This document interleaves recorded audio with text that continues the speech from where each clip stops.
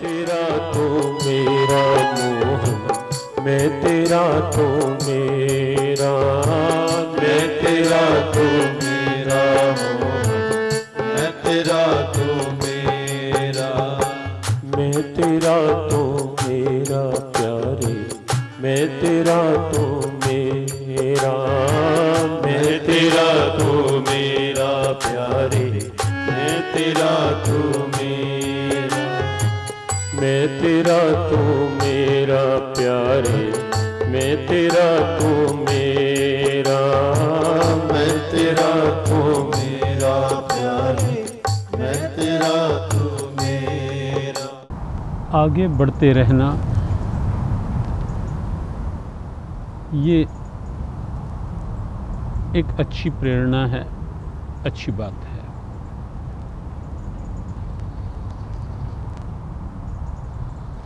हमारे वेद शास्त्रों ने भी चरैवेति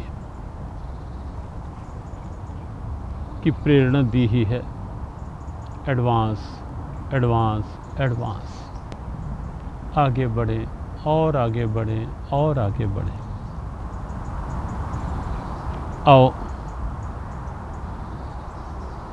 जीवन को अच्छे ढंग से जीने के रूप में जो चिंतन, जो चर्चा, जो भाव चल रहा है, उसे लेकर कुछ और आगे बढ़ें। ये ध्यान रखते हुए कि आगे बढ़ते रहना अच्छा है, लेकिन विचार पूर्वक, विवेक पूर्वक। इशारा पहले किया जा चुका है, अंधी दौड़ नहीं, ब्लाइंड एडवांसमेंट नहीं। सड़क पर भी जब आप बहुत तेज़ चल रहे होते हैं, कहीं ना कहीं स्पीड लिमिट भी आती है, कहीं ना कहीं लाइट्स के साइन आते हैं, कहीं कहीं ऐसा भी लिखा हुआ कभी आपने देखा होगा, स्टॉप, लुक, गो, ठहरो, देखो, बढ़ो, आगे चलो। कभी कभी आवश्यक है कुछ ठहराव, कुछ विचार, शांति से देखना कि मैं जहाँ जा रहा हूँ वो रास्ता ठीक भी है क्या, जहाँ मैं आगे चल रहा हूँ उसकी मंजिल कहाँ है, क्या है, वहाँ चल करके प्राप्तव्य क्या है, व्हाट्स द गोल।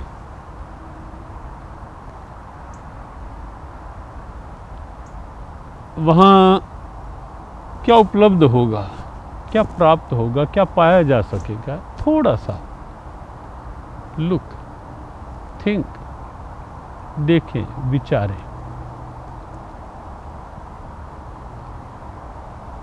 जीवन की यात्रा में बहुत कुछ है, बहुत पड़ाव है। ये संकेत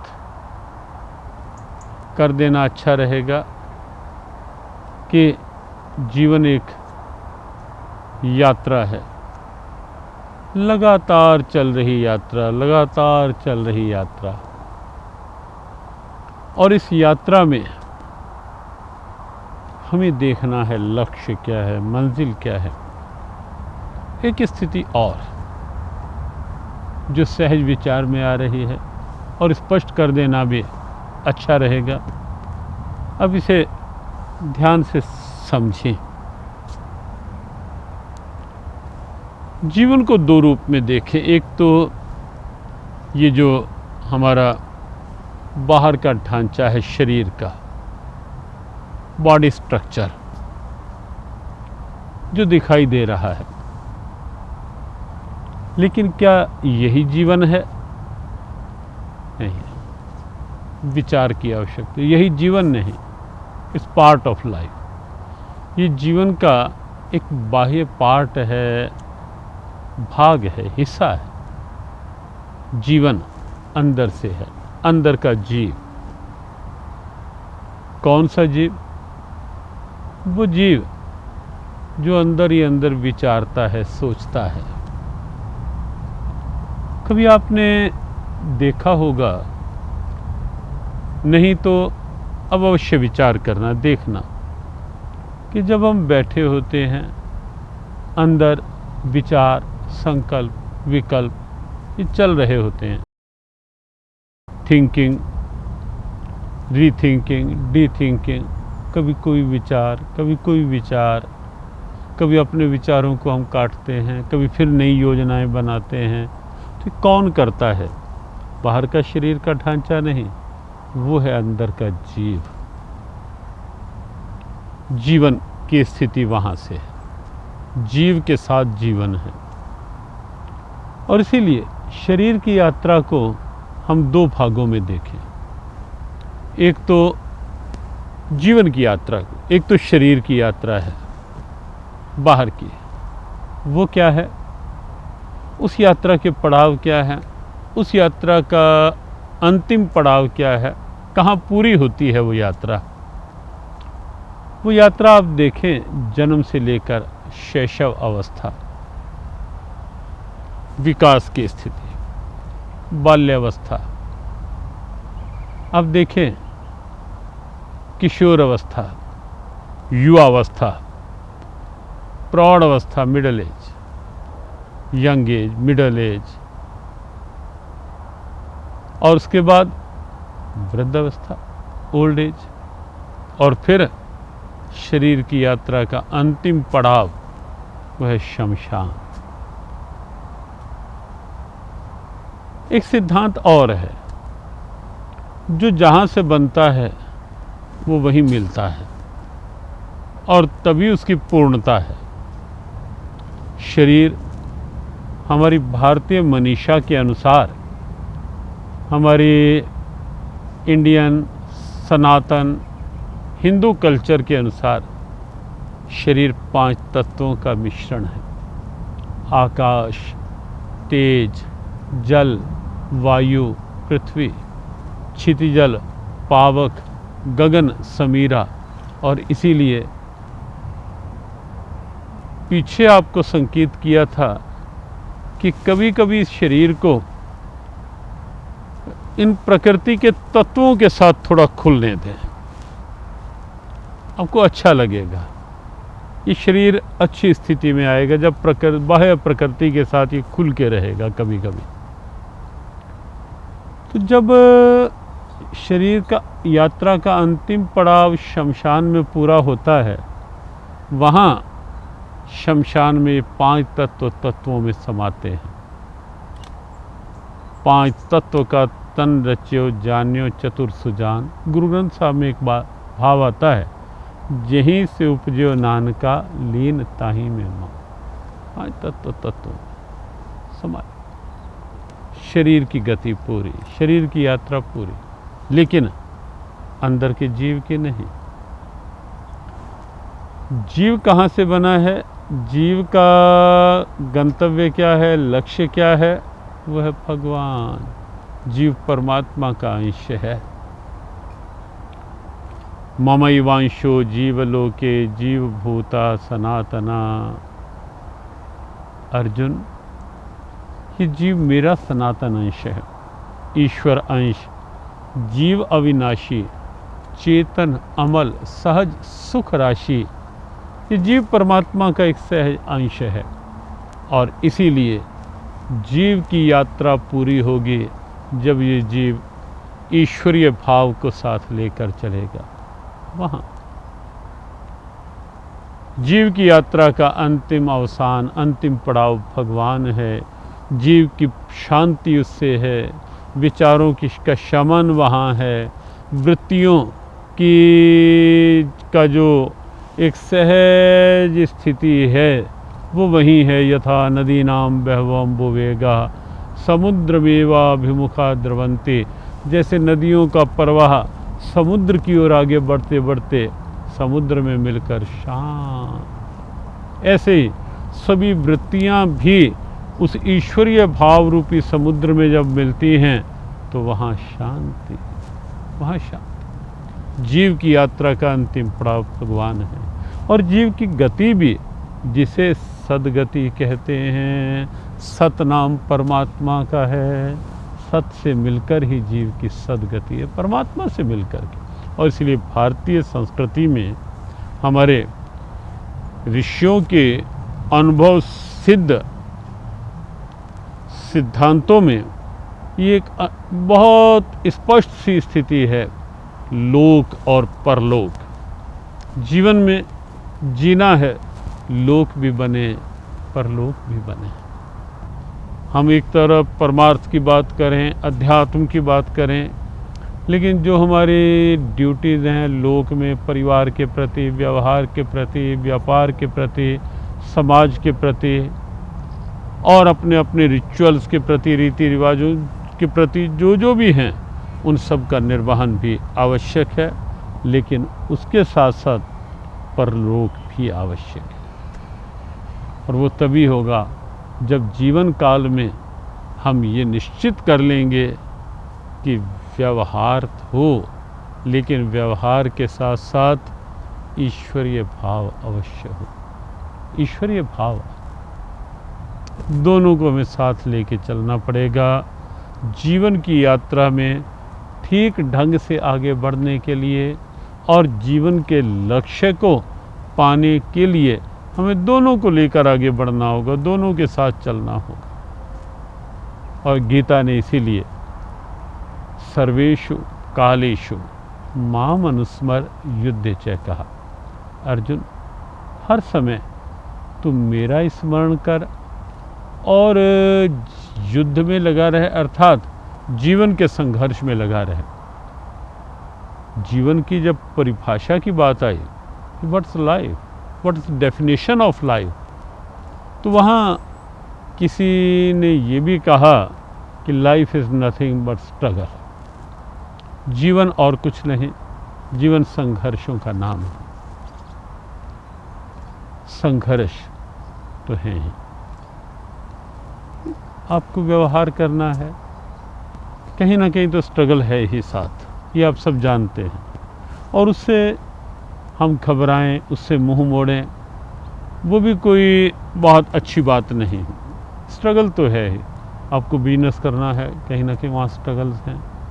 आपको जॉब करनी है, कहीं ना कहीं आप वहाँ भी स्ट्रगल्स हैं। कुछ आपके फेवर्स में हैं, कुछ आपके फेवर में नहीं हैं, कुछ अकॉर्डिंग हैं, कुछ अगेंस्ट हैं, कुछ एनवायरनमेंट्स, कुछ स्थितियाँ, कुछ रिलेशंस सब साथ है। तो वहाँ ये स्ट्रगल चलता है, फेवरेबल, अनफेवरेबल, अकॉर्डिंग, अगेंस्ट, इसके बीच का। और कहीं ना कहीं अंदर भी हमारे कुछ ना कुछ स्ट्रगल्स रहते हैं, वृत्तियों के, वेव्स ऑफ माइंड जो इन डिफरेंट फॉर्म्स अंदर चलती हैं, उठती हैं, मन की वृत्तियाँ, वहाँ भी कहीं ना कहीं हम स्ट्रगल में रहते हैं। स्ट्रगल वहाँ भी कहीं ना कहीं चलता है। तो गीता ने एक बहुत सहज भाव बताया कि इस स्ट्रगल में भी शांति है, संघर्ष में भी आनंद लिया जा सकता है। और इसीलिए हमें ऐसा लगता है कि भगवान श्री कृष्ण ने गीता उपदेश के लिए जो महाभारत युद्ध का चुनाव किया, महाभारत के क्षेत्र का चुनाव किया, धर्म क्षेत्रे कुरुक्षेत्रे समवेतायुत्सवा मामकः पांडवश्चैव किम अकुर्वत संजय, जहाँ ये स्थिति थी, स्ट्रगल था, संघर्ष था कौरव और पांडवों की सेना में। एक और कौरव थे negative qualities of the life, एक और पांडव थे positive qualities of the life, सकारात्मक वृत्तियाँ, सकारात्मक सोच, सकारात्मक पक्ष, पॉजिटिव साइड। और एक और कौरव हैं बिल्कुल नकारात्मक सी सोच, नकारात्मक पक्ष, अपनी इगोइस्टिक फीलिंग। तो दोनों में एक संघर्ष था। भगवान को लगा कि गीता का उपदेश यहाँ विशेष आवश्यक है, और उसको आप यदि फिलॉसफिकली, एलिगोरिकली, दार्शनिक रूप में, चिंतन के रूप में, विचार के रूप में लें, तो आपको लगेगा कि महाभारत तो आज भी है, महाभारत तो आज भी है। इसे आप केवल द्वापर युग की, एशियन टाइम की केवल एक घटना ना समझें, वो भी था, लेकिन आज आप ये समझें कि जीवन भी एक महाभारत है। कहीं अंदर महाभारत स्ट्रगल, कहीं बाहर स्ट्रगल ही महाभारत है।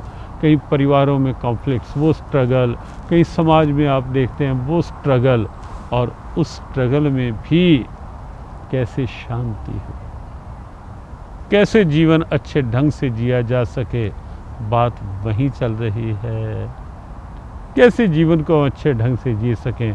गीता ने कहा माम अनुस्मर युद्ध च, मेरा स्मरण करता रहे और युद्ध जीवन के इस संघर्ष में लगा रहे, जीवन के इस व्यवहार में लगा रहे। शरीर की यात्रा में शरीर के व्यवहारों का संघर्ष, लेकिन भीतर मन के भावों में हम इस संघर्ष को ना आने दें। भीतर तो मानसिकता में ईश्वरीय स्मरण रखें, ईश्वर का भाव बनाए रखें, परमात्मा का भाव बनाए रखें, उसे भूलें नहीं, उसे भूल के ना जिए। बड़ी साफ सी बात, बहुत सीधी सी बात। अगर वास्तव में आपके मन में ये आ गया है सुनते सुनते कि मैंने जीवन को अच्छे ढंग से जीना है, तो ईश्वरीय भाव को छोड़ कर नहीं, ईश्वर को भूल करके नहीं जियो, उसका स्मरण बनाए रखो। और जहाँ स्मरण की बात आती है, दिन भर का स्मरण हो, उसकी बात हम आगे करेंगे ही।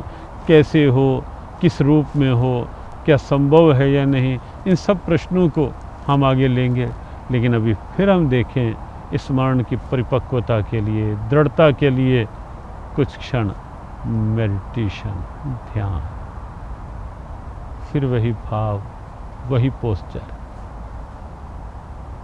और ईजिली बैठे और उसी भाव में अपने आप को ले चलें। अंदर से एक जिज्ञासा जगाएं, विश्वास बनाएं, दृढ़ता लाएं, और फिर से ओंकार के साथ, प्रणव के साथ अपनी मन की वृत्ति को कनेक्ट करें, जोड़ें।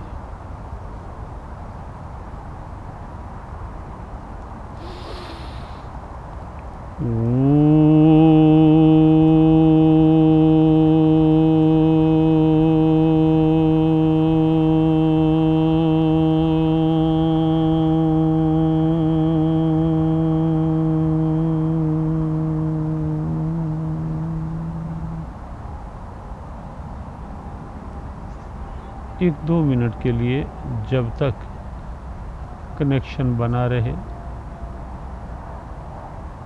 शांत रहें, अनुभव करें, रियलाइज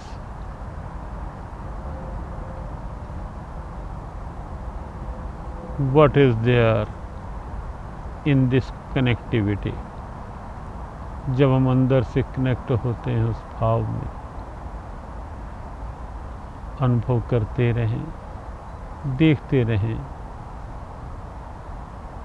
और इसी क्रम को जारी रखें। आगे की बात और आगे प्रतीक्षा करते रहें, जिज्ञासा बनाए रखें जीवन को अच्छे ढंग से जीने की। ओम ओम ओम। महामंडलेश्वर गीता मनीषी स्वामी श्री ज्ञानानंद जी महाराज ने एक ओर जहां पूरे देश में सत्संग, सेवा, सुमिरन, सद्भाव को एक आदर्श के रूप में स्थापित किया है, वहीं दूसरी ओर अपने व्यस्त कार्यक्रमों में रहते हुए भी श्री कृष्ण कृपा साहित्य का सृजन भी किया है। साहित्य के इस संसार में है सत्य की अनुभूति, चिंतन, सनातन धर्म की परंपराओं का, गीता प्रेरणा युवाओं के जीवन के उत्थान के लिए। इसमें निहित है एक ऐसी व्याख्या जो श्रीमद् भगवत गीता को वर्तमान परिस्थितियों में सरलता और सुगमता से समझा सकती है। गीता प्रेरणा और श्री कृष्ण कृपा साहित्य पूज्य श्री स्वामी जी के प्रवचन एवं भजन की डीवीडी प्राप्त करने हेतु संपर्क करें। श्री कृष्ण कृपा धाम, परिक्रमा मार्ग, वृंदावन, मथुरा, भारत।